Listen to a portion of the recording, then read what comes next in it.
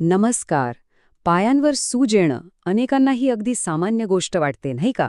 पण याकडे दुर्लक्ष करणं हे कधीकधी खूप महागात पडू शकतं, कारण हा आपल्या शरीराने दिलेला एक महत्त्वाचा इशारा असू शकतो. चला तर मग आज आपण या पायांच्या सूजेमागे नक्की काय दडलंय हे अगदी सोप्या भाषेत समजून घेऊया. हा अनुभव आपल्यापैकी बऱ्याच जणांना आला असेल की दिवसभर काम करून किंवा फिरून घरी परतल्यावर अरे सकाळचीच चप्पल आता पायात घट्ट व्हायला लागते किंवा मग पायाच्या घोट्याभोवती अशी सूज जाणवते. असं का होतं याचा कधी विचार केलाय का? चला याच प्रश्नाचं उत्तर शोधूया. आता ही सूज साधी आहे की गंभीर हे ओळखण्यासाठी एक अगदी सोपी टेस्ट आहे जी कोणीही घरी बसल्या करू शकतं. यातून आपल्याला एका खास प्रकारच्या सुजेबद्दल कळेल. याला मेडिकल भाषेत म्हणतात पिटिंग इडिमा. आता हे नाव ऐकून घाबरू नका. याचा सरळ अर्थ आहे की जेव्हा आपण सुजलेल्या जागेवर बोटाने दाबतो तेव्हा तिथे एक खड्डा तयार होतो आणि तो लगेच भरून येत नाही. हा एक खूप महत्त्वाचा संकेत आहे ज्याकडे आपण दुर्लक्ष नाही करायला पाहिजे.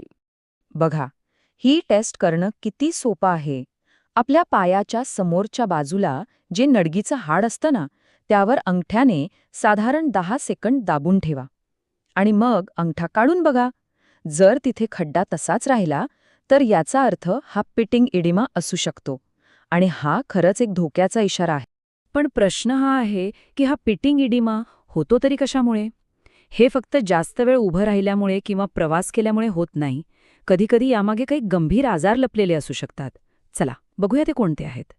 जर दोन्ही पायांसोबत सकाळी उठल्यावर चेहऱ्यावर विशेष करून डोळ्यांखाली सूज दिसत असेल तर हा थेट किडनीच्या कार्यक्षमतेवर प्रश्नचिन्ह निर्माण करणारा संकेत असू शकतो. अशावेळी किडनीची तपासणी करणं खूप गरजेचं ठरतं.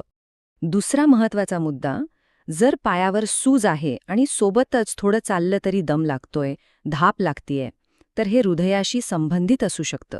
जेव्हा हृदयाची पंपिंग करण्याची ताकद कमी होते तेव्हा असं होऊ शकतं. ह्या लक्षणांकडे तर अजिबात दुर्लक्ष करू नका. आणि हो, कधीकधी कारण आजार नसतो तर आपण घेत असलेली औषधं असतात, म्हणजे ब्लड प्रेशरसाठीची ॲम्लोडिपिनसारखी काही औषधं किंवा काही पेन किलर्स यांच्या साईड इफेक्टमुळे सुद्धा पायांवर सूज येऊ शकते. थायरॉईडची समस्या, त्यातही विशेषतः हायपोथायरॉइडिझम. यामध्ये काय होतं की आपल्या शरीराची ऊर्जा बनवण्याची जी प्रक्रिया असते ना, ती खूप हळू होते आणि यामुळे शरीर पाणी धरून ठेवायला लागतं, ज्यामुळे पायांवर सूज दिसायला लागते. आता आपण एका खूप मोठ्या गैरसमजाबद्दल बोलूया.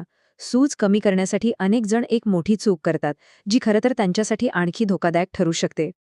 अनेकांना असं वाटतं की अरे, शरीरात आधीच पाणी साठलंय त्यामुळे सूज आलीये, चला आपण पाणी पिणंच कमी करूया. पण हा खूप मोठा गैरसमज आहे बरं का. हे हे पूर्णपणे चुकीचं आहे. उलट होतं काय की पाणी कमी प्यायल्याने शरीर डिहायड्रेट होतं, म्हणजे शरीरात पाण्याची कमतरता भासते आणि मग शरीर असलेलं पाणी आणखी घट्ट धरून ठेवतं. परिणामी सूज कमी होण्याऐवजी वाढू शकते. त्यामुळे ही चूक तर कधीच करू नका. ठीक आहे, मग यावर घरी काय सोपे उपाय करता येतील? चला ते पाहूया. पण एक गोष्ट लक्षात ठेवा, हे फक्त वरवरचे उपाय आहेत. खरी आणि सगळ्यात महत्त्वाची गोष्ट यानंतर येणार आहे. सूज कमी कराया मदत म्हणून काही गोष्टी नक्की करता येतात. पहिलं म्हणजे जेवणात मीठ कमी करा, विशेषतः लोणचं, पापड, खारवलेले पदार्थ पूर्णपणे टाळा. दुसरं, रात्री झोपताना पायांखाली 2 उशा घ्या, जेणेकरून पाय हृदयाच्या पातळीपेक्षा उंच राहतील. आणि तिसरं, पायांच्या पोटरीचे छोटे छोटे व्यायाम करा, ज्यामुळे रक्ताभिसरण सुधारेल. पण इथेच एक अत्यंत महत्त्वाचा मुद्दा आहे. हे घरगुती उपाय म्हणजे फक्त पाण्याच्या वर दिसणाऱ्या हिमखंडाच्या टोकावर काम करण्यासारखं आहे. पण त्याखाली जो आजाराचा मोठा डोंगर दडलेला असू शकतो, त्यावर हे उपाय काम करत नाहीत. आणि म्हणूनच सगळ्यात महत्त्वाची गोष्ट एकच आहे, डॉक्टरांचा सल्ला घेणं. याला दुसरा कोणताही शॉर्टकट किंवा पर्याय नाही. कृपया एक गोष्ट लक्षात घ्या की ही सर्व माहिती फक्त तुमच्या जागरूकतेसाठी आहे, तुम्हाला माहिती देण्यासाठी आहे. ही माहिती कोणत्याही परिस्थितीत वैद्यकीय सल्ल्याची जागा घेऊ शकत नाही, कारण प्रत्येकाच्या शरीराची रचना आणि आजाराची कारणं वेगवेगळी असू शकतात. त्यामुळे कोणताही घरगुती उपाय करण्याआधी, आहारात बदल करण्याआधी किंवा कोणतंही औषध सुरू किंवा बंद करण्याआधी नेहमी आपल्या डॉक्टरांशी बोला, कारण तेच तुमचं योग्य निदान करून योग्य उपचार काय आहेत हे सांगू शकतील.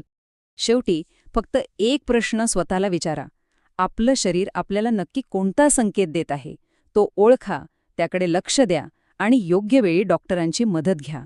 कारण आपलं आरोग्य ही आपली सगळ्यात मोठी जबाबदारी आहे. नक्की विचार करा.